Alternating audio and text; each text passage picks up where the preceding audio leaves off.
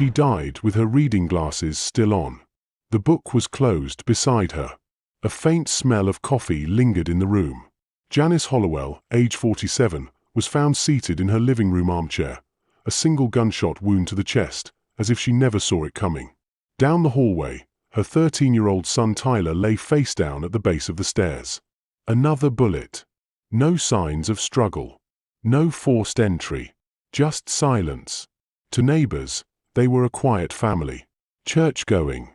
Blended. But loving. She ran the choir. He fixed cars. The children were grown, moved out. Except Tyler.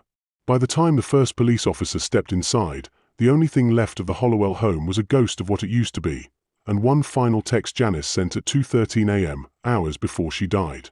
"I saw what he did. I'm not crazy."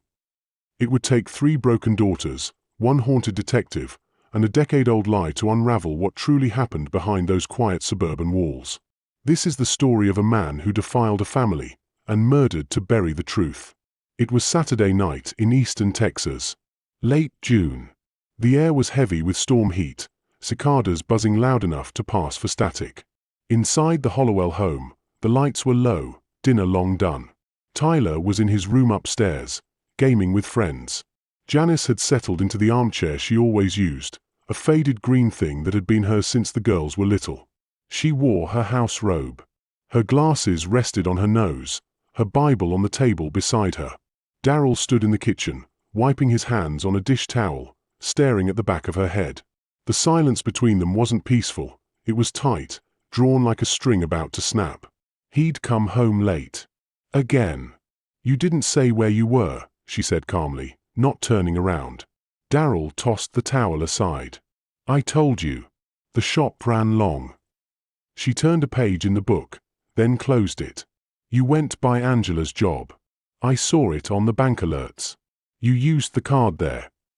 He didn't respond right away. Just stared. "She told me you hugged her. Real long. Said something weird about missing when she was little." His voice was cool. "You always do this, Janice. Start digging when there's nothing to find." "I already found it," she whispered, rising slowly. "That email. I know what you did to her. To all of them." Darryl's nostrils flared. "You don't know anything. You hear one thing, and your mind starts running." Her voice cracked, but she stood firm. "I talked to Lynette. She confirmed it. And Tyler knows something's wrong. He's scared of you." He stepped forward, almost too calm. "You think you can take this family from me? After all I gave?" "I'm not thinking. I'm doing," she said. "I'm taking Tyler in the morning. And I'm going to the police." That was the moment. The shift. His eyes emptied out. Cold. Distant. Like he was listening to a voice far behind her, something neither of them could hear. She moved for her phone on the armrest. He took 2 fast steps, gripped her wrist. She gasped, trying to twist away, and in the scuffle, the phone hit the floor. Then he pulled back. Reached into the drawer. That old silver revolver from his father's barn, the one he said he kept unloaded. "Darryl. Don't. Please don't." 1 shot. Clean. Close. Right to the chest. Her eyes stayed open. She collapsed backward into the chair. Upstairs, Tyler heard the noise. His headset flew off. "Mom," he shouted. His voice cracked, unsure, scared, but hopeful. He crept downstairs, barefoot on carpet. Saw the blood before he saw her face. "Dad." His voice trembled, rising. "What did you do?" Darryl met his son at the foot of the stairs. The boy looked at the body. Looked at the gun. "I told her to stop lying," Darryl said, stepping forward. Tyler's breath came sharp. "You hurt her. You killed her. You." The second shot was quicker. No warning. No second argument. He crumpled on the stairs. Blood seeped into the wood. Darryl stood there for a long time, both bodies in sight.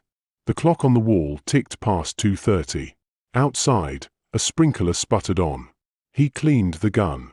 Wiped the handle. locked the back door. Then, he walked outside, locked the front door behind him, and drove off into the night. The next morning, the house remained dark. No church attendance. No choir robe on Janice's usual seat. Carla, her best friend, called. No answer. By noon, the neighbors were knocking. The Hollowells never ignored visitors. Tyler always ran out with his little football. When no one answered, one of them peered through the blinds and saw the dog, frantic, scratching the window from inside. They called the police. The responding officer, Deputy Hartwell, entered through the back. He saw the blood first. Then Janice's body. Then Tyler. His report read, 2 deceased, single gunshots, no signs of forced entry. Victims appear undisturbed, suggesting attack occurred during night hours. By early evening, yellow tape wrapped the porch rails. Crime scene techs whispered. Flashbulbs popped. If you're enjoying this story, kindly do us a favor and subscribe to our channel. It is free and won't cost anything, but it means the world to us. We're just a small channel trying to grow. Thank you, and back to the video. Detective Melina Grant arrived just before sunset. Tall, brown overcoat, her hair pinned back like she always wore it. She didn't speak to the crowd, just walked the perimeter. She stood a long time over Janice's body, bent low, noted the neat position, the open book. She whispered, not to anyone, she didn't see it coming. In Tyler's room, she found an unfinished sketchbook. On one page, a drawing of a man with no face, standing over a child with wide eyes. No signature. Daryl returned home at 9:17 p.m., just as they were wheeling out the second body. He dropped to his knees, wailing, slapped the driveway, begged to see Janice, begged to hold Tyler. But Detective Grant stood between him and the door. "Where were you today?" she asked calmly. "I went fishing. Out near Lake Winthrop." "Alone?" Yeah. By myself." "Phone's off." He nodded. "We'll need a full statement." He looked up, and for just a second, his eyes flicked, not grief, not rage, but something else. Calculation. Detective Grant noticed. She always noticed. She stepped aside, but not before she looked him straight in the face and said, "You didn't cry when I told you they were dead. You cried when you saw the tape." That was the first line in her notebook. It wouldn't be the last. Detective Grant stayed late into the night. She moved slowly through the Hollowell home, walking through silence like it might speak if she listened long enough. In Janice's bedroom, she found a Bible on the nightstand with a handwritten note wedged between the Psalms. It read, in careful cursive, "God sees what man hides." The next morning, she sat across from Daryl in the station. His hands were clean, his shirt pressed, but his fingers tapped the table too fast. "You said you went fishing. Where exactly?" she asked. He looked up like he hadn't heard. "Lake Winthrop. I go there a lot." "Anyone see you?" "No. I was alone." "You ever fish to be with people?" "Funny," she said, not smiling. "You told the neighbor you had car trouble yesterday morning, but you said you were out all night. Which is it?" He paused. "I drove out late. Truck overheated near the bridge." Grant jotted it down, already knowing it wouldn't hold. By noon, the autopsy came in. Janice had been killed in her chair, no sign of defensive wounds. Tyler's body told a different story. Blood pooled at the base of the staircase, bruising on one arm. He fought back, or at least tried to run. Later that day, Grant called in Janice's 3 daughters. Angela, the oldest, arrived first. Clean blazer, strong jawline, but tired eyes. She held a crumpled tissue before the interview even began. "She was scared," Angela said. "My mom, she said something wasn't right in the house. She didn't say what, just something dark." "When did you last see her?" "Wednesday. I dropped off some things. She hugged me longer than usual." "Did she say anything about Daryl?" Angela hesitated. "No, but she looked at him like, like she didn't know who he was anymore. The second daughter, Lynette, showed up an hour later. She was quieter, arms folded, sweatshirt sleeves pulled over her wrists. "Were you close with your stepfather?" She shook her head. "Not since I was a teenager. He changed after a while. Got weird. Controlling." "Weird how?" She hesitated. "Like, he'd check what I wore.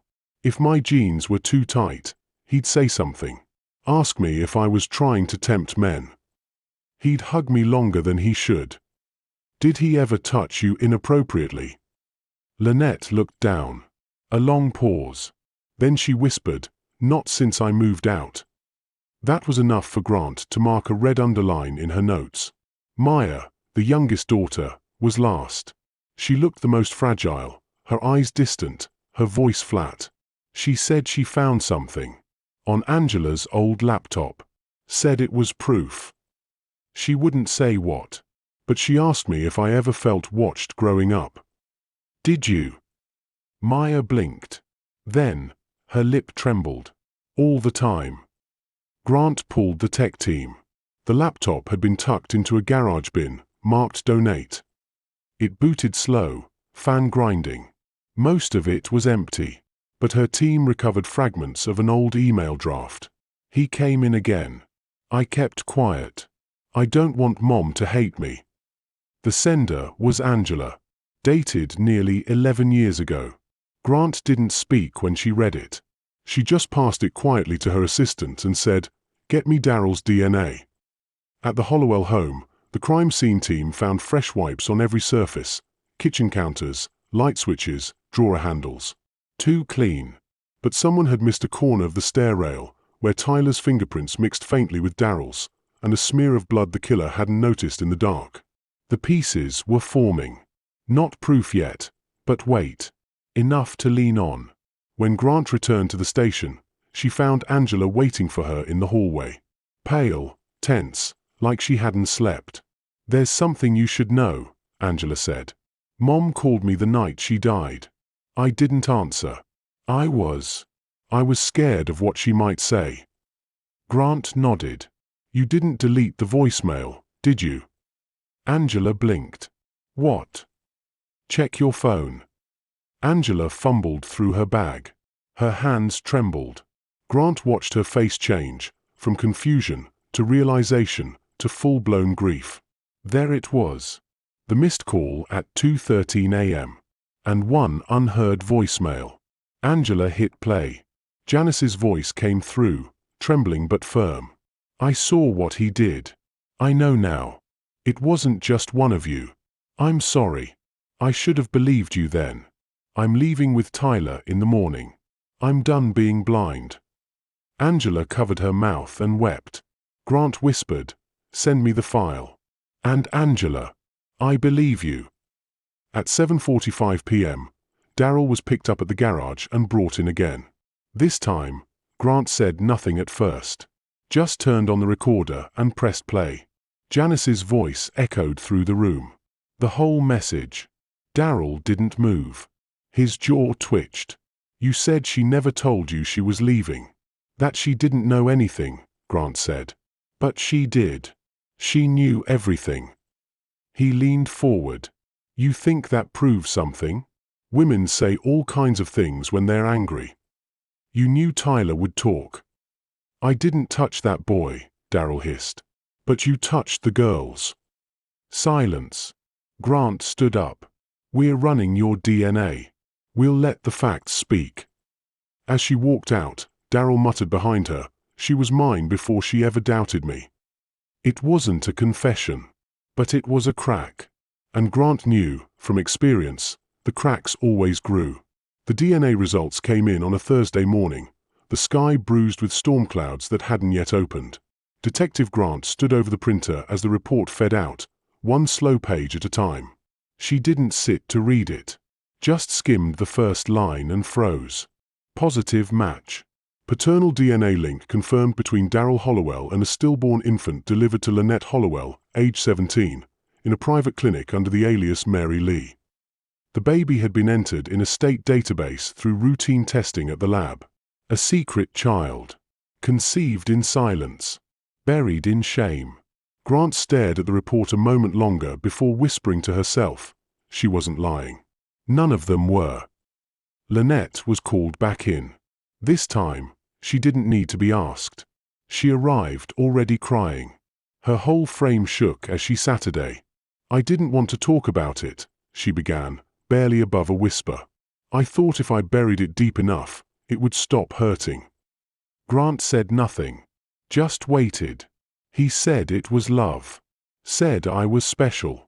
That I was mature, and Mom would never understand. When I got pregnant, he drove me to the clinic in Port Angeles. Said we couldn't keep it, that it would destroy the family. I didn't even pick the name on the form. He chose it. Mary Lee. Said it was his grandmother's. Grant asked gently, "Did Janice ever know?" Lynette sobbed. "Not then. I think, maybe she suspected. But by the time I was 18, I left. I never looked back. She never pushed." Angela confirmed what Lynette couldn't. She recalled waking up some nights to the sound of footsteps, voices. Her own unease brushed off as teenage mood swings. "He told all of us we were imagining it," Angela said. "And when one of us would say something, the others would deny it. Because we didn't want to be the broken one. We wanted to believe it was normal." Grant's notes began to read like a horror script. 3 girls. Each manipulated. Each broken in a different way. Janice had loved them, but she hadn't seen it, or hadn't let herself see. Until the end. Tyler's school counselor, when questioned, recalled one strange meeting 8 months prior. Tyler had drawn a picture of a wolf in the house. The figure wore a man's jacket. When asked if it was from TV, Tyler had said, "It's not on TV. He's in my room sometimes when Mom's asleep." The counselor had flagged it. But nothing ever came of it. Janice had tried to reach out, just too late. The evidence was now overwhelming. But Grant wanted one last piece. One more stone that couldn't be argued away. She went to the garage where Daryl kept old shop receipts, drawers of keys, and a small locked box under the workbench. It was Angela who mentioned it. He had this lockbox with old bills and pictures. Said it was off limits. With a warrant in hand, Grant pried it open. Inside were photos, not overtly criminal, but wrong in a way that made her skin crawl. Daryl with each of the girls, at different ages. Clothes, uncomfortable hugs. Notes written in childish handwriting. "Thanks for always protecting me, Daddy D. You're the best secret keeper." One photo, tucked behind the others, showed Lynette in a hospital gown, barely 17, pale and smiling faintly. Daryl beside her, hand on her shoulder. That was the nail. At trial prep, Grant met with Assistant DA Willard Monroe, a hard-nosed prosecutor with little patience for ambiguity. He's going to claim mental illness. PTSD from childhood. No intent, Monroe said. Grant shook her head. He knew exactly what he was doing. He groomed them, isolated them, and when Janice finally saw the whole picture, he took her out. And the boy too, because he knew. The case moved fast now. Press got wind of it. Eastern mechanic charged with molesting stepdaughters, murdering wife and son blared across headlines. Inside the courtroom, Daryl remained impassive. He pled not guilty. Sat quietly as each daughter gave their testimony. Angela's was direct. Controlled. He taught us to keep secrets. To smile when he came in the room. To never speak badly of him, even to each other. It wasn't just abuse. It was strategy. Lynette cried through hers. He made me believe I was lucky. That it was something special. That if I told, Mom would hate me. I kept that for so long, I thought maybe I'd imagined it. Maya's voice broke when she recalled hearing footsteps outside her door. The doorknob jiggling. A hand withdrawing just before she opened it. I told myself it was a dream. Because it had to be. I couldn't handle it being real. The jury didn't look away. Neither did Judge Rena O'Neill, whose face remained stoic except for one muscle in her jaw that twitched during every emotional testimony. Finally, Grant brought forward the voicemail. Janice's last words. The courtroom held its breath as her voice played. I saw what he did. I know now. It wasn't just one of you. I'm sorry. I should have believed you then. I'm leaving with Tyler in the morning. Then silence. No one moved. The final piece was the revolver, registered, wiped, but unmistakable. Found hidden beneath a loose board in the shed, where Darryl had stashed it hours after the murders. Gunpowder residue had long faded, but the imprint in the floor matched perfectly. During cross, Darryl's defense tried to shift the blame. Called it a family with wounds. Called Janice jealous, unstable. Called the daughters manipulative. But the jury saw what Grant saw, a man who had spent years grooming a lie so complete it could only be maintained by violence. The courtroom began to lean toward one final question. If he had gotten away with it once, how many more secrets might he have buried? The jury deliberated for 11 hours. Long enough to make people sweat.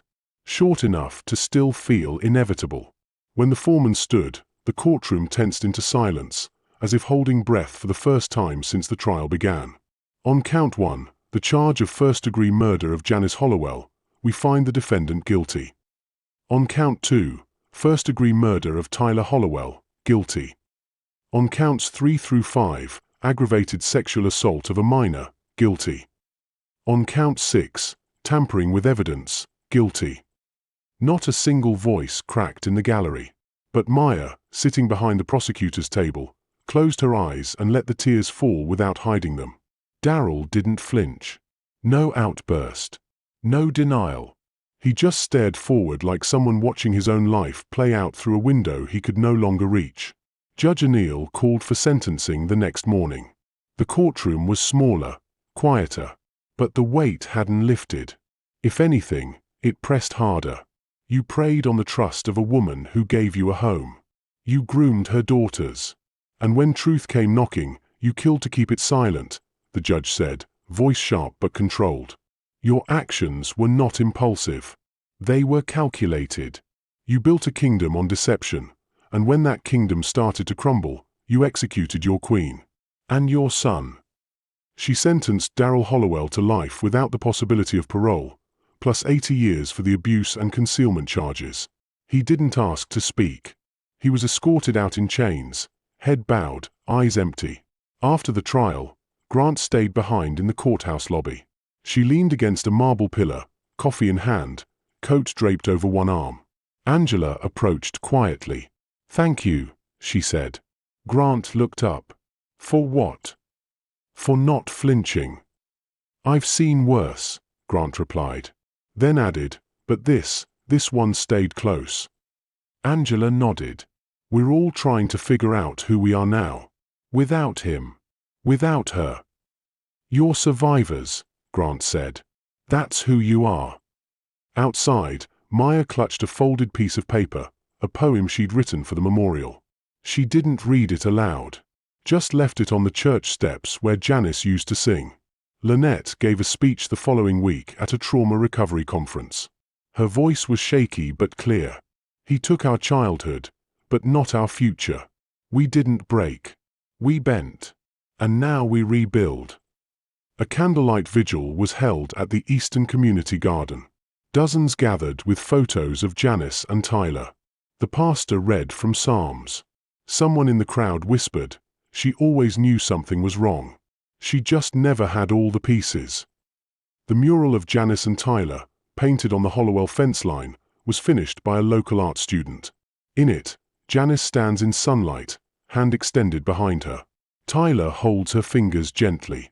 Above them, the words, "Let the truth rise, even through fire." Detective Grant visited the mural once. Only once. She parked a street away and walked the block in silence. She didn't stay long. Just stood and stared, hands in her pockets, coat tight against her chest. When she finally turned to leave, she whispered the final line of her case report aloud. She saw the evil. And this time, she didn't turn away. Angela, now living under a new name 2 towns over, sat by Riverside one dusk, reading her mother's favorite psalm into a voice recorder. Her voice cracked on the last line. Surely goodness and mercy shall follow me all the days of my life. She stopped the tape, watched the water, and then hit delete. A year passed. Darryl never appealed. Lynette visited the child's unmarked grave, Mary Lee, and placed a sunflower there. For the first time, she said the name aloud. Angela began teaching again. Maya entered social work. At night, they each still flinched at certain sounds. Doors creaking, steps in the hallway, the smell of motor oil. But the silence no longer owned them. They began to speak. And when they spoke, the world listened. Because in the end, evil doesn't die with a bullet. It dies when its lies can no longer breathe. And this time, justice didn't come from vengeance. It came from voices that refused to stay quiet.